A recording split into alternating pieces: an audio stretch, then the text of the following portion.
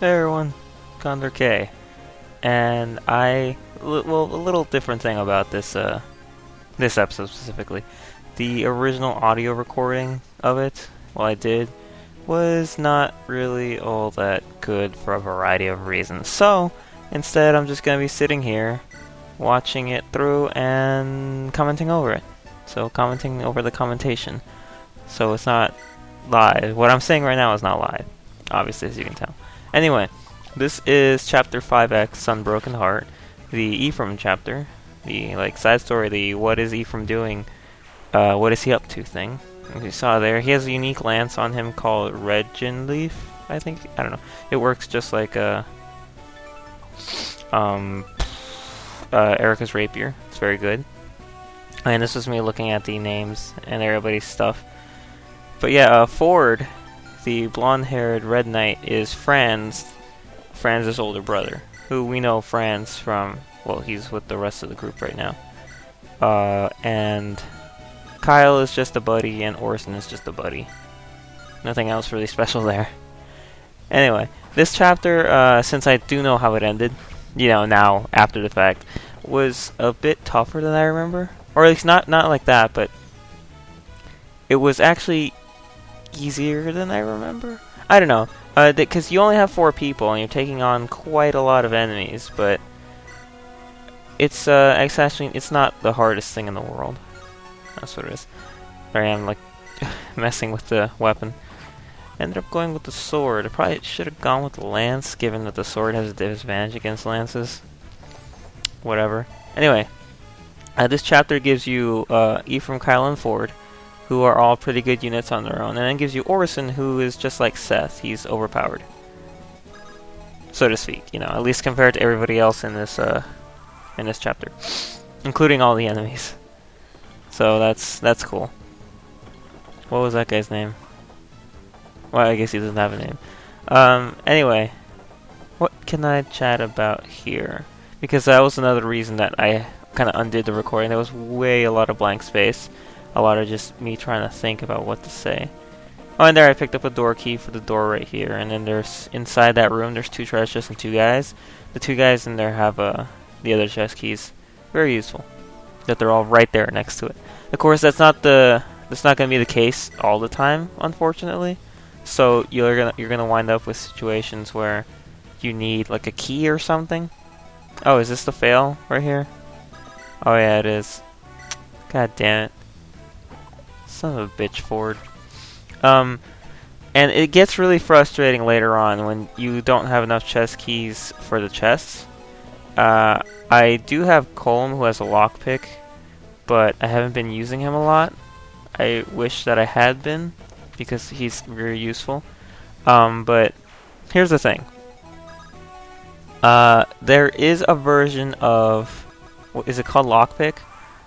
In Awakening here. And what it is, because there are skills in this game, but only certain classes get them. So in this game, the rogue class gets the ability to open treasure chests all the time. They don't need lockpicks, they don't need chest keys or door keys, they just need to stand next to them and be like, boop, open. But only that class. And it's a little bit frustrating because the rogue class isn't a bad class, not in any way. It's just my preferred class up for one of the other characters is not that, and that's the only way to do it. The other skills in the game are, I think it's called Pavis, or something like that, or is it Perfect Guard? I don't remember, but it's Generals. Generals, a class up forms of Knights. Generals have a skill that if it activates, they take no damage, whatsoever, which is pretty cool. And there's another skill called Pierce that Wyvern Knights have, and that does damage and ignores defenses. So it's a pretty deadly skill in some cases, since your defense no longer matters. I think that's it. Let's see. Wyvern Knights with Pierce, Generals with Pavis. I call it Pavis because that's the name of it in Radiant Dawn and Path of Radiance. I don't remember if that's what it was called in Sacred Stones. And the rogues get the that other thing. Man, I really wish I remember what they were called exactly. I'm gonna go Lockpick, Pavis, and Pierce right now. If the Wyvern Knights isn't called Pierce, I call it Pierce because that's a term from, or at least that's a term that I know from, what's it called? Yu-Gi-Oh! When I used to play Yu-Gi-Oh! A ton. That would be the name for moves that, ignore defense points, I think. Or the moves that, yeah, do damage through defense points. So, like, if you have 1,000 attack points, a monster has 800 defense points, and you hit it, you can destroy it and do 200 points of damage to the opponent. So yeah, that's Pierce. So anything that goes through defense. If it came from Yu-Gi-Oh! Originally, I don't know. Okay, I'm not gonna pretend like it did if it didn't, because I really don't know. But that's where I know it most from. I love Yu-Gi-Oh! If you saw my best anime ever video, you'd know why. To summarize, Yu-Gi-Oh! 5Ds is the best anime I've ever watched. Okay, and back on track. I just cleared out that opening part. This level kind of starts pretty slow, at least for me. Just getting out of this little room, and it shouldn't have, but it was because Ford missed that kill down there. It's totally Ford's fault that I am stuck here so long. And stupid enemy's not moving at all. Yeah, it's gonna take a bit to get these guys out of here. I forgot how long this video was. I'm looking at the full version right now, and I don't see the... Oh. Jeez, a little over 20 minutes, huh? I think I'm gonna end up... Like, if a chapter ever winds up being over an hour, that's when I'll divide the chapter into 2 parts. Which I don't know if they will. They probably will. I guess it just depends on how I proceed through the level. You know, if I take a bit too much time... Oh man, I'm yawning, sorry. It's pretty early right now. It's 9:36 a.m. When I originally did this episode, it was 3, I think. Not sure. As well as in my fanfiction chapters, I put up a note that said that I want to do a Q&A. So I have that. I actually have a question for someone that I am also answering. I need to publish that video, like to take it out of the video editing software, you know, save it to the computer from there, and then publish it to YouTube. Level up, Ford, nice job. And I just gotta bring that up. So if anyone wants to ask me any questions, like, you could be about any of the Let's Plays that I'm doing, anything that I'm planning, which there will be a new Let's Play starting soon, I think. I don't know what it'll be, but something else will be coming. It won't be Let's Xenoblade Chronicles, which I really wish I was doing, but it's not. Oh my god. Oh. Sorry, again, it's very early. I just wanted to do this now so that I can publish these videos, because they take a while to completely save. Uploading, not at all. Uploading takes like 10-15 minutes to YouTube. It's the actual publishing of the video out of the video editing software and onto the computer that takes 40 minutes to an hour and a half. So I just want to get this done early so that I can start publishing them and write while I'm publishing, which I have more stuff to fix in my story. Or not really fix, but more things to clarify. Because since I know everything about the story I'm writing, I don't feel need to clarify a few things. And oh, that's a great level up. But I don't know. Well, I'll fix it, I guess, or I'll add something. We'll see. Anyway, yeah, my level ups have not actually been that good. Now that I've been noticing, a lot of people have stats going up, but not a lot of people have a strength going up. That's it. Like when a bunch of stats go up, they kind of just skip right over strength, unfortunately. It's one thing I also remember from playing Sacred Stones Law and then hopping over to Path of Radiance and Radiant Dawn. In Sacred Stones, like your stats, it feels like not a lot of them go up a lot when you level up. Like only 1 or 2 here and there. But in like Path of Radiance and Radiant Dawn, it always feels like every level up at least like 4 stats are going up. Except for the freak cases where only 1 goes up and only 2 go. Like that's a good one. Like and only, which there's a possibility that you'll level up and then your stats will change. In which case, what the fuck are you doing, right? Which those suck a lot. I actually read in an interview with some of the guys behind Awakening that one of them actually resets the game if their levels don't go up all that well. And I was like, whoa, that's pretty crazy. I would never go that in depth into it. I don't even level up. I mean, I don't even reset. Like, if there's a there's had to be super specific cases where people die and they won't reset. Like, if the level's been dragging on for forever, like, I probably won't. Unless the character's someone that I absolutely love, in which case I'll be really heartbroken. And I might just put myself through the hour-long level again. I gotta kill this guy. Oh yeah, and this is where the stupid thing happens. Think you see Ephraim right there with the 8, he only has 8 HP, and I just dropped him right there, not really thinking about it. It's like, he'll be fine. It's like nothing can reach him anyway. And then this knight's all like, duh, and then forwards are like, die. And he also kills the monk on the other side of the wall. That's gonna attack him in a bit. Oh yeah, level up. What'd you get? Yay. Oh, yeah, I don't know the order that these units move. They're enemies. But yeah, I really didn't like. I mean, it's just, I'm so dumb. This guy's gonna attack Ford, and Ford's gonna kill him. And so I was like, cool, okay, my turn, right? And then this guy comes up, and I'm like, oh no, I'm gonna have to reset the map. Great, I don't want to reset, but I'm gonna have to. Oh, never mind. I was very happy about that. I'm really glad that he missed. Cause seriously, I said it like in the actual recording, but I am just like, I'm way lucky. I've been way too lucky this game with Erica in like chapter 1, Ross in the Zaha Woods chapter. I don't remember if I almost lost someone in Joshua's chapter. I could have, but seriously, I'm getting really freaking lucky.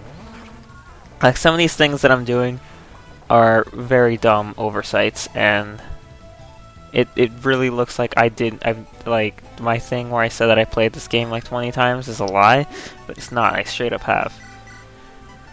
I've played this game a bunch, and I've beaten it a bunch of times, but, you know, still totally capable of making mistakes, clearly, as you can see. And I'm taking Orson's stuff that he got from the treasure chests. And there's Kyle, doing Kyle things. So I'm gonna be recording more Sacred Stones probably later today. But a lot like with what I learned about writing ahead in fan fiction, I learned that in Let's Playing, it's more ideal. Like, I know people are gonna be like, well, duh, to like spend one day recording a bunch of episodes, and then the next day uploading them, as opposed to doing it in tandem. Because I feel really restricted when I'm doing it in tandem, so I'm like, you know what, from now on I'm just gonna record once and then upload the next day. So I got like, we'll see how many episodes that is, because then that makes it easier for me to upload a bunch more in bulk, or I'll be able to upload at least a part every day, and I won't need to worry about like running out and having to record quickly and having trouble. Of course, in that way I'll be much farther ahead as well, since I'll do a lot more chapters at a time instead of like 2 or 3. Oh, you know, I say that now, but the chapters are gonna get long. Not to mention, I'm gonna be beating the game twice, and I think, you know, I'm saving this whole thing for when we get there. But I'm just like, I don't know how I'm gonna pull off the second half of this game. I actually asked Shadowstar while I was Skyping with her, like, what I was going to do about the latter half of the game, and she, you know, I'm gonna go with her idea. I think for now, that's what I'm gonna stick to.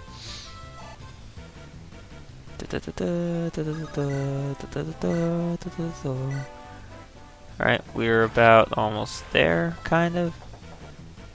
Anyway. What's the next chapter, if I can think ahead? Ah, yes, the next chapter is a Fog of War one. I know that. I remember. Oh, great. Oh, it's gonna be fun. That chapter really benefits from Colm, because I think thieves have a wider viewing radius in Fog of War, so he'll be pretty useful there, assuming that I have enough space to use him. We'll see. We will see how that turns out. Anyway, this, oh, whoops. I didn't know. Why is it, I'm just looking at the thing. I have it set to save this recording of my audio to my music folder. Probably shouldn't be going there. Don't want it to be going over there. Oh yeah, this was me looking at Kyle's stats to see if he could survive being hit by the archer, the flux dude on the left, and that guy down there. Which, by the way, I love the sound effects that Flux makes. I actually mentioned that in the recording, and I just really do. It's awesome. Oh, not the Flux guy, the axe guy. The Flux that can't reach me. See, I ended up, like, accounting for the fact that, yeah, he could survive a hit from all three of them, and he wound up not being attacked by all three of them.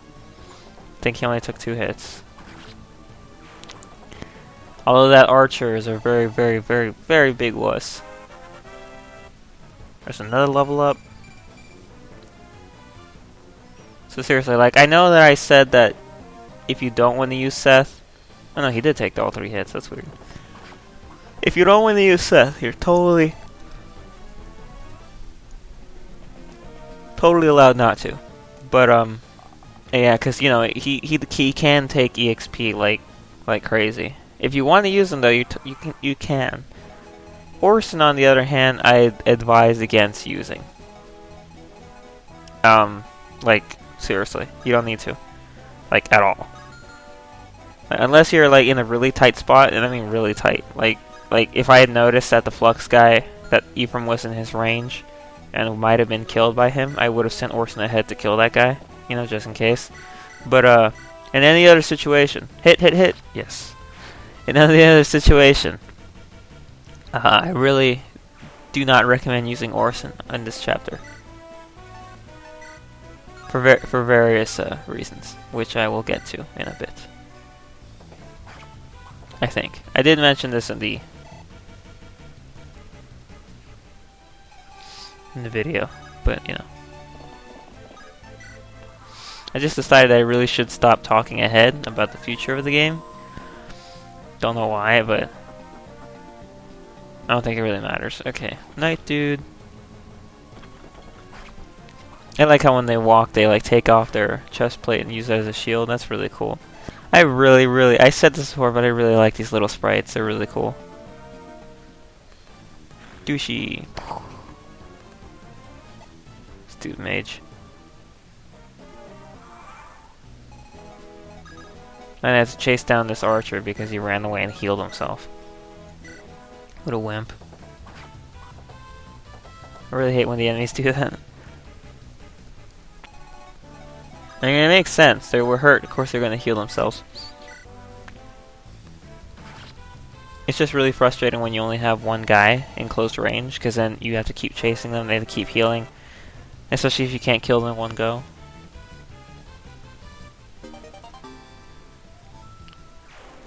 So I was totally set to just have Kyle there for the rest of the map. Because he wasn't going to be able to kill the stupid archer in one hit. So it would just like, he'd hit it, it'd heal, he'd hit it, it'd heal.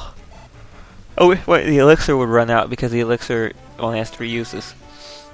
Luckily for me though, that was not the case. For whatever reason, the archer did not heal itself the second time, so Kyle's gonna kill it on the enemy phase. Or well, next turn, I mean, Kyle does not have a distance weapon. I really should have given him one, since he was gonna deal with all the distance guys, but whatever. He still murders him. Actually quite glad that he did not heal. That's a good thing. Alright, so we're at the final stretch here. Gonna get to the boss, who's a mercenary. Shouldn't be too hard to take out. As well as two soldiers and one magic dude, who also should not be too hard to take out. And I'm just gonna heal Ephraim, and I'm gonna put him and Ford in position to attract the attention of the guards up there, because this is at the very edge of their attack range. And I'll just have Orson stand back as the, like, you know, the bouncer, like, just because. Alright, so here comes the first one. He's gonna get murdered. Booch. Booch. So yeah, with my killer weapon, see that 33% crit hit chance thing? Wait, that actually comes out? I thought that the... Wait. That's weird. Did I do something bad when I published the video? Huh. Because, like, my last two videos, I noticed that, like, the right edge of the screen was cut off. Is that not the case here? I don't know, because sometimes, like, when I'm looking at it in editing, which, by the way, I use a VideoPad Video Editor Professional to edit my videos together. You know, just put on the footage and put on the thing. And it has a bunch of publishing options, which honestly annoys me, because I don't know which ones are the preferred, like which ones should I definitely do and which ones I should probably not. So I just hit on random things, and sometimes terrible things happen. Like before it was the audio messing up, and then after that it was the right side of the screen getting cut off. So hopefully that what I do end up publishing it as, it won't happen again. I really hope so. We'll see. And we're gonna go on and kill the boss, who is what's his name? Zonta, the mercenary.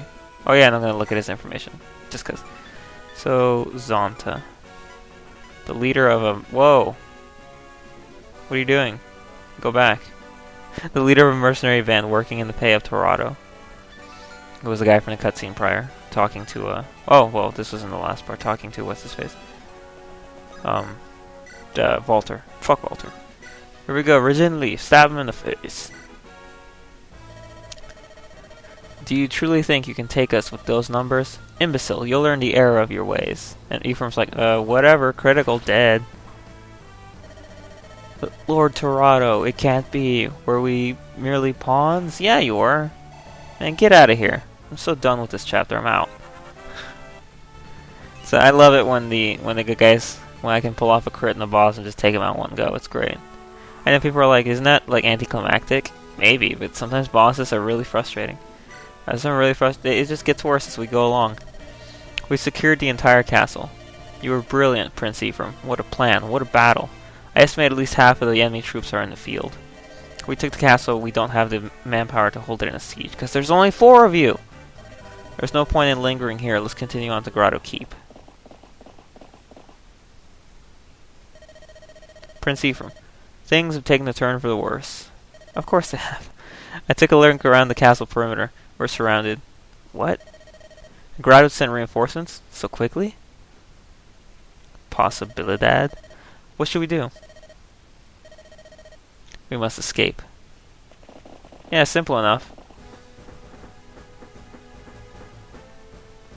And here's Walter being a douche, like, hey, what up? So you've captured Renval, have you? And with such a small force, impressive. Yeah, it's only 4 guys. Everybody's impressed by this. You earned your reputation, I must say. I quite admire your work. I take it you're the leader of this pack, the misguided Prince Ephraim. I am. I am General Walter, the moonstone of Grotto's Imperial Army. Catching up to you has caused me no small amount of trouble. We reduced your wretched home of Rhaenus to ruin, and yet you and your little band of bravos continue to be a thorn in our side. Bravos. But that all ends here. We'll see. You claim you've taken the capital of Rhaenus. Tell me, how did you know I would attack Renval? Evil laugh. Insert evil laugh here. Patience, you'll have your answer soon enough. Now be good lads and drop your weapons, will you? Yeah, how did he know that they were attacking Renval? I wonder if someone told him. Listen to me, Ephraim. You're a smart man. You know it's futile to fight me. You cannot win. You cannot escape.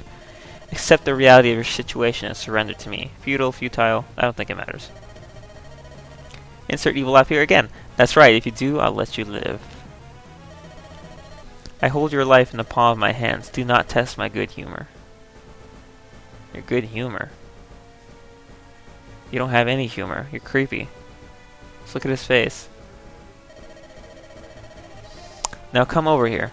Bend your knee and beg for your life. Show me how Rainus dogs grovel. I think not. What?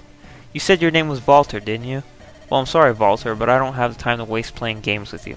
So we're going to knock you louts about a bit and then make our way out of here. Fool. Have you gone mad? Do you truly believe you can fight your way past my wyvern knights? Watch and see. I don't pick fights I can't win. Kyle, Ford, are you ready? My life has been yours since the moment I took my chivalric vows. It's moments like these that keep me by your side, my friends. Yeah, they're all just a bunch of thrill seekers. Or idiotic wretches. Both work. Good job, Walter. Prepare yourselves to be destroyed utterly. We break to the east. Go. I feel like I've said that before. The additional utterly at the end of something. Who did that? And yeah, cue my reaction to seeing the Victims of War title because I know what's coming next. Ugh. It's not terrible what's coming next, but it's also not the best thing. So, yeah, that was the episode. There's nothing else here aside from me talking about something completely nonsensical. So we'll see you for Victims of War, I think it was called, Chapter 6. And hopefully I never have to do this again. The audio doesn't mess up and I don't stay quiet a lot. So until next time.